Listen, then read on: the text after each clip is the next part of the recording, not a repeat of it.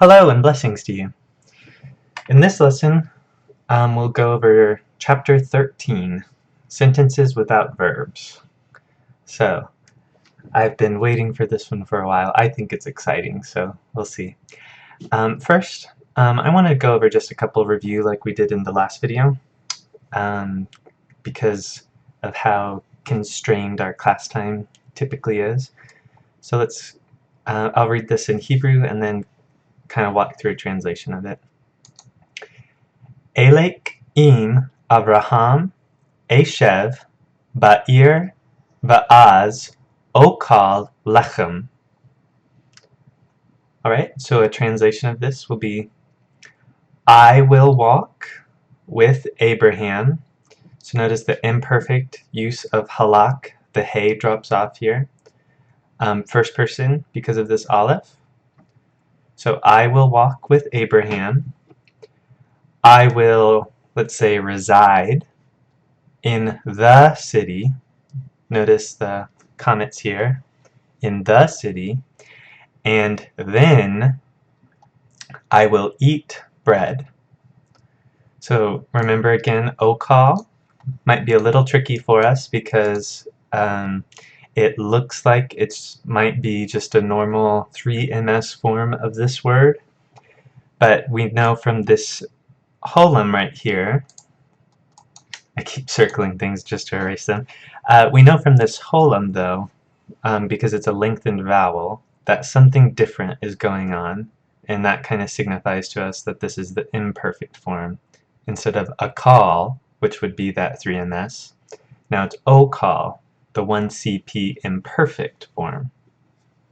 Okay, let's do the next one too.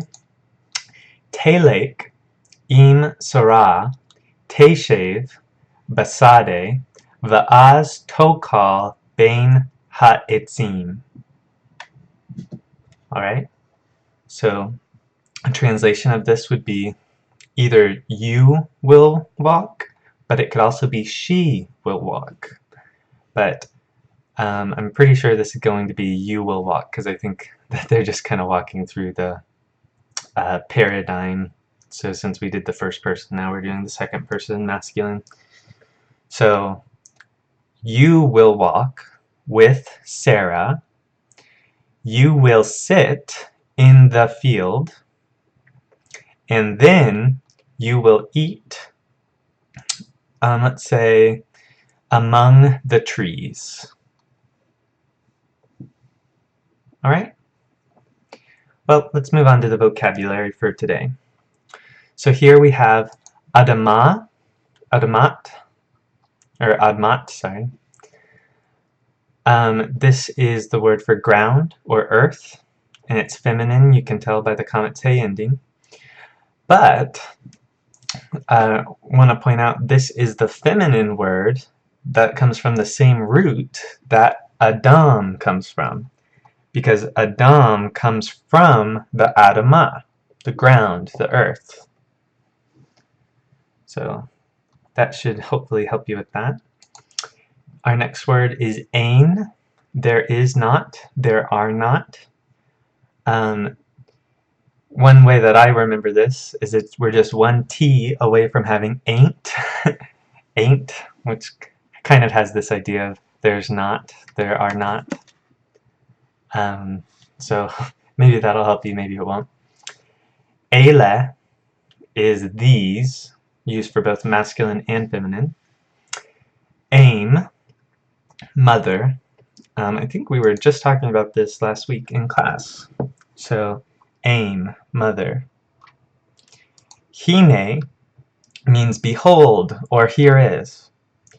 And this is a neat little word. It's often used as a response in Hebrew. So if I were to call your name, you might say something like Hineni, which would mean here am I, or behold me, or something along those lines. So it's kind of interesting, a different way of thinking about things than what we do in English. In English we might say what, or yes, if somebody calls to us. But Samuel and Elijah and other people respond with Hineni. Here I am. So neat little thing. So hine, behold, here is.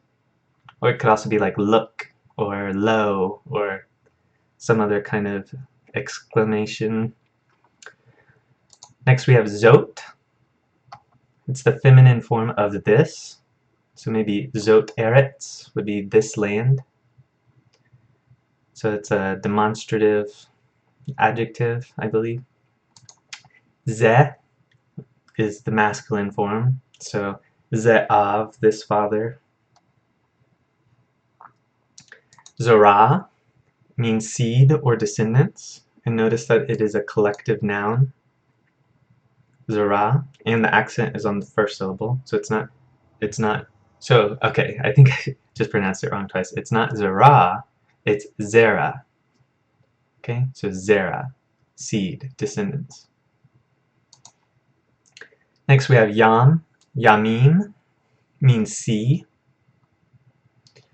And in Canaanite religion, this is actually the name of the god of the sea, Yam. Notice it's very similar to our word for day, yom, so be sure not to get these two confused. Yam, sea. Next we have yesh, which means there is, there are. So just like with ain, maybe you could remember it using the word ain't. Kind of like when middle schoolers are being silly, they might say yesh or something like that. Meaning yes, but just with like a sh sound. So maybe that will help you identify that this is the positive and this is the negative. Ain't. There is not. There are not. And then yesh. There is. There are. Okay. Laila. Lailot means night.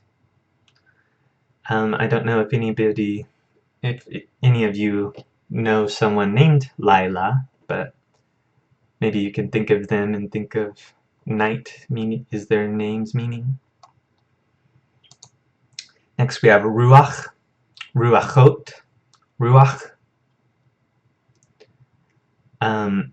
Notice this is a furtive patak right here, so it's pronounced before this chet, so it's not rucha, it's ruach. Okay, ruach, ruchot, wind, spirit, breath, among other things. Shemayim, shemay, means heavens or sky.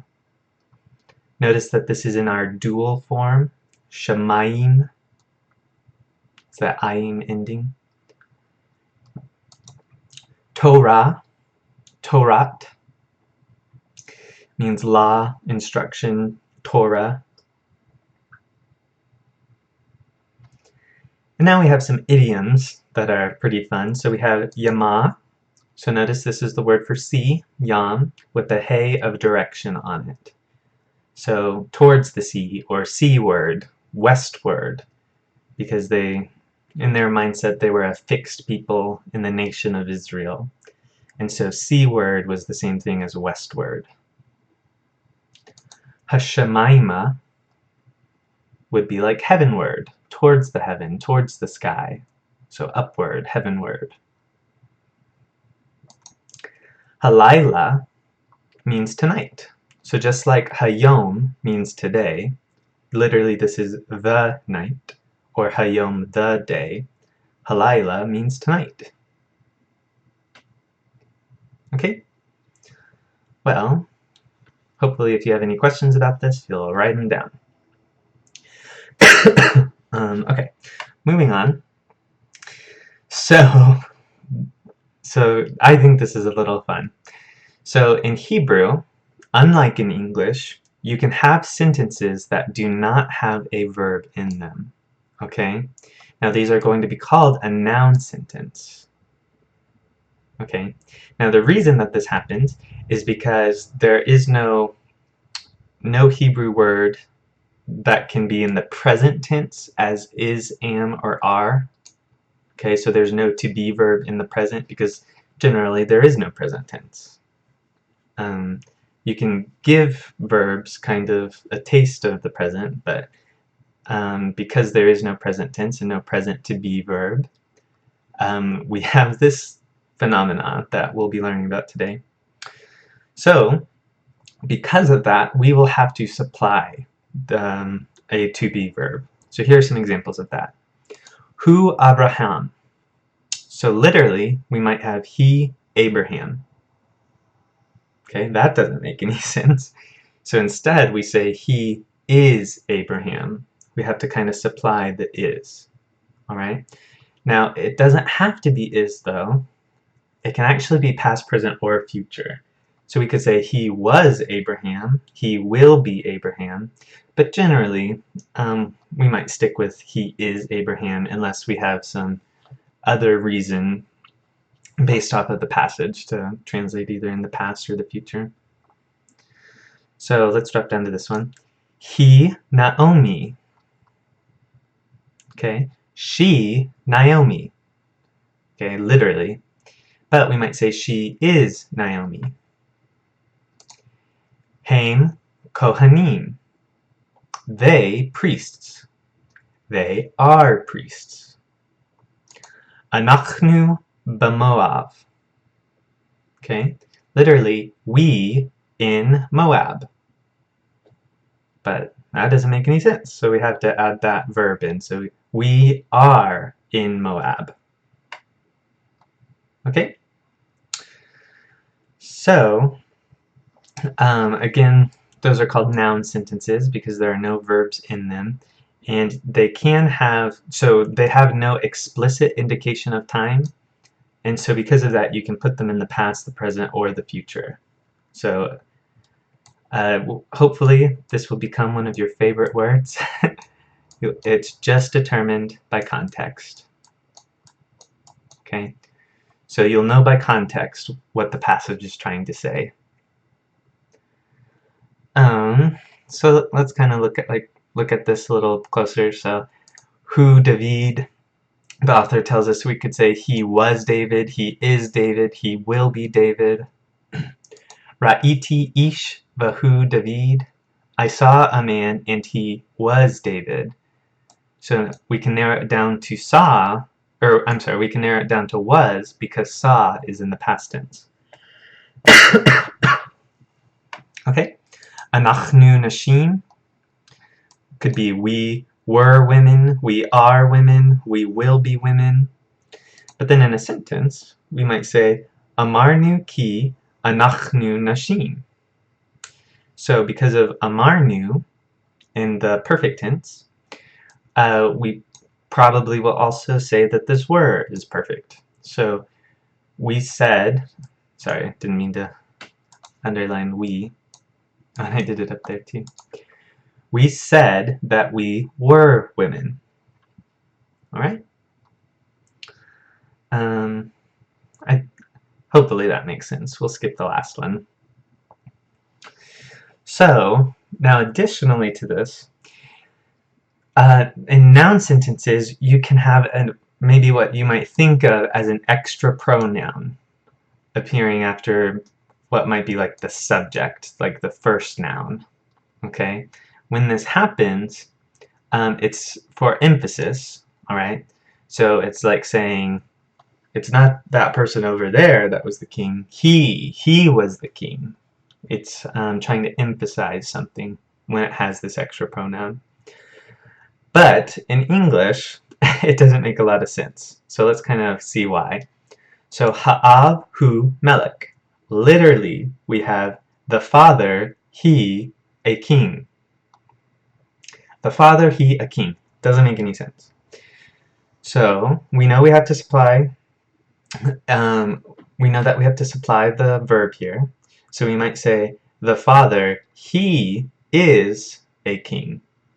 That makes more sense. Still, in English, we might actually just go ahead and leave off this pronoun. So we might end up with the father is a king and just kind of skip over this pronoun. Still, it's important to know when this happens because, again, it's for emphasis. So it's the father. The father is the king. That's kind of the emphasis of this sentence. Next one. Sarah, he, ha'aim. Sarah, she, the mother. So we know we'll have to add something. Sarah, she is the mother. Okay? So then third step will be to just kind of drop out this pronoun and just say Sarah is the mother. Okay? Alright. Have any questions? Go ahead and ask them in class. Alright? Okay, the next thing we're going to talk about is a new particle. Okay, this is the particle of existence. Yesh. So it's one of our vocabulary words up top. And if you remember, it could mean there was, there, sorry, there was, there were, something along those lines. Even though, or there is, there are. Okay, sorry. Haya can be used in the perfect tense to mean there was or there are. There was, there were, okay? So, haya ish basade, there was a man in the field. Hayu anashim basade, there were men in the field. Okay? Now with yesh, because it is a particle, and maybe I need to explain this a little bit. You've heard me talk about before lo as the negative particle. I don't know if you remember, but I know you have heard that language. So lo is our negative particle, or the particle of negation, or something along those lines. Okay, what a particle is a word whose form does not change. It's not conjugated, it's not parsed, this is the word. Okay, so lo is the particle of negation, so it turns something from positive to negative. Yesh is a particle of existence. So yesh says something exists, and typically it will be thought of in the present. Okay, so it'll have the sense of there is or there are. So it's not going to change depending on anything else in the sentence. It will always look like yesh. Okay, so here we have yesh ish basare. There is a man in the field. Yesh anashim basare. There are men in the field. Okay?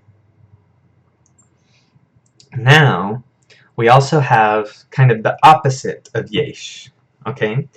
So, ein means there is not or there are not. So it's the negative form of yesh. It's yesh negated. Okay?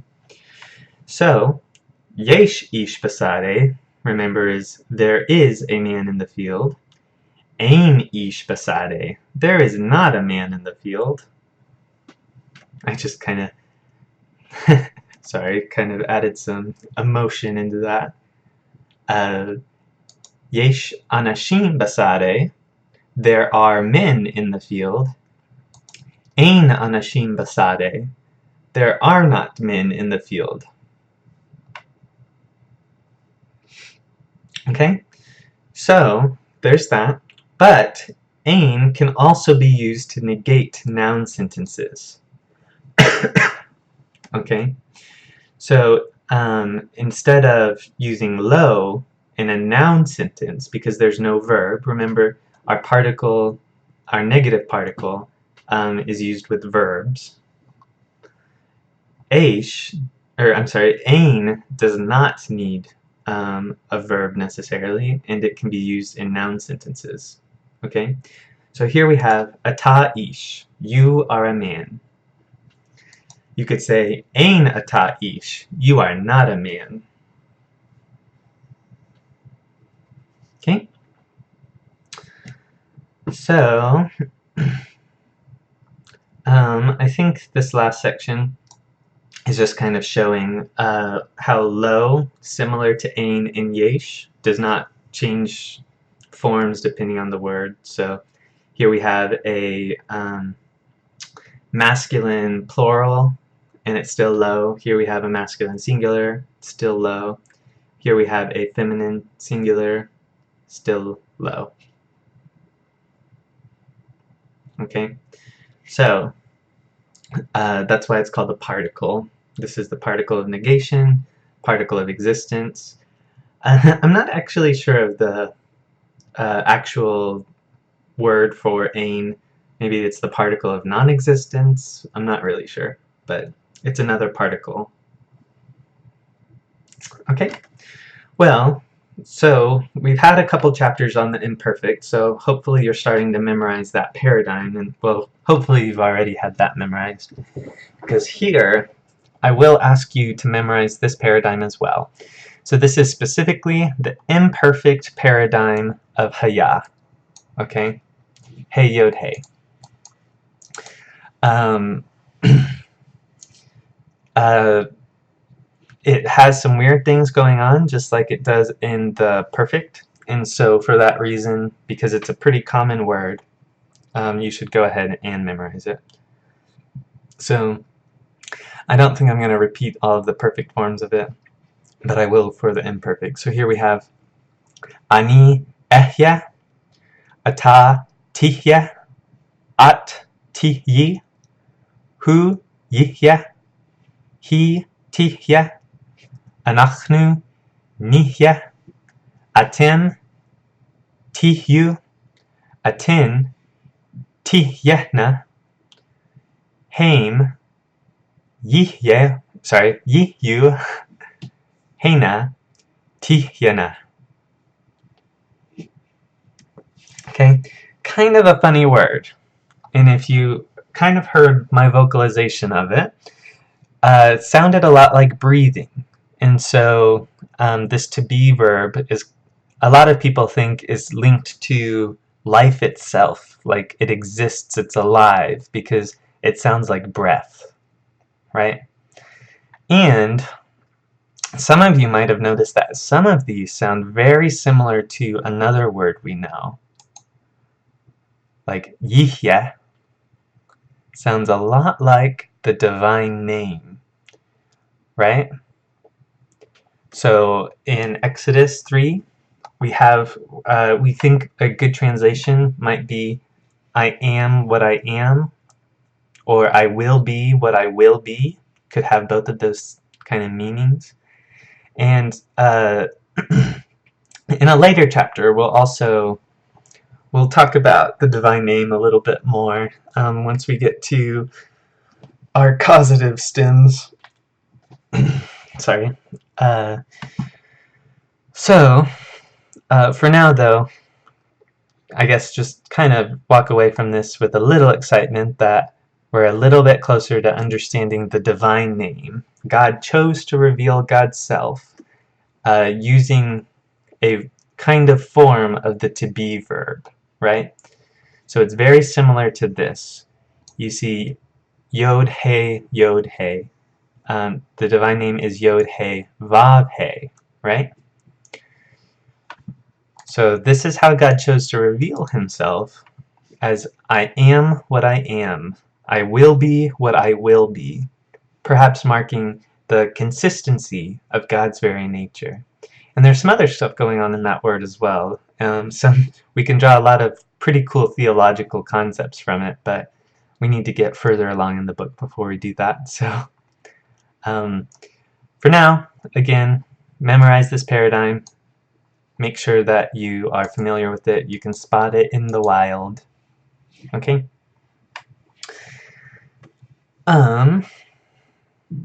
Okay, so just one last thing on those noun sentences. It looks like they can they can be given an appropriate tense or time by adding the verb haya, hey yod hey, into it. So here we have hu David. This could be he was David, he is David, he will be David. But if we say hu haya David, now it's he was David. Hu yihya David, he will be David. So I'm not going to go through all of these, but I think they're actually the same examples that we've already gone through, just adding the imperfect here as well. So definitely read through those. Make sure you see what's going on in each of those sentences. But let's move on to this last section. So Also, in our vocab, we had two words for this. We had ze and zot. Okay, ze is the masculine, zot is the feminine. Zot should be pretty easy to remember because it's kind of like the feminine plural ending, ot, right?